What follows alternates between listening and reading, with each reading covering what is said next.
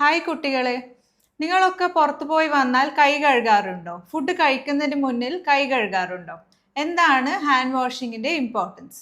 അപ്പം നമ്മളെ കൈകളിൽ നമ്മൾ കാണാൻ പറ്റാത്ത ജേംസ്, അതായത് രോഗാണുക്കൾ ഉണ്ടാകും. ഇത് നമ്മളെ ശരീരത്തിലേക്ക് കടന്നു കഴിഞ്ഞാൽ അസുഖങ്ങൾ വരും. അപ്പം അസുഖങ്ങൾ വരാതിരിക്കാൻ വേണ്ടിയിട്ടാണ് നമ്മൾ ഹാൻഡ് വാഷ് ചെയ്യുന്നത്.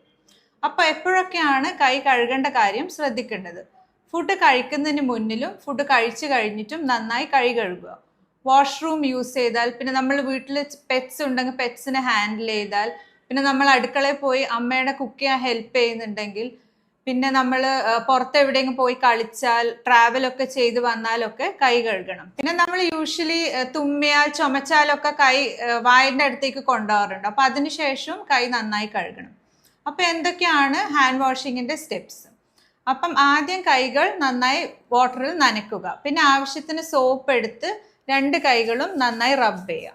അത് കഴിഞ്ഞിട്ട് കൈയിൻ്റെ ബാക്ക് ഭാഗവും രണ്ട് സൈഡിലും നന്നായി റബ്ബ് ചെയ്യണം. ഫിംഗറിൻ്റെ നടുക്കുള്ള ഭാഗമൊക്കെ ക്ലീൻ ആക്കാം. പിന്നെ രണ്ട് കൈകളും ഇന്റർലോക്ക് ചെയ്ത് രണ്ട് കൈകളും കഴുകാം. പിന്നെ നമ്മൾ നഖങ്ങളുടെ ചുറ്റുമുള്ള ഏറിയും നന്നായി ക്ലീൻ ആക്കണം. അതുകൂടാതെ രണ്ട് തംസ്, കൈൻ്റെ രണ്ട് മുട്ടും നന്നായി കഴുകാം. അപ്പോൾ ഏകദേശം ഒരു 20 സെക്കൻഡാണ് നമ്മൾ കൈ കഴുകേണ്ട ടൈം യൂസ് ചെയ്യേണ്ടത്.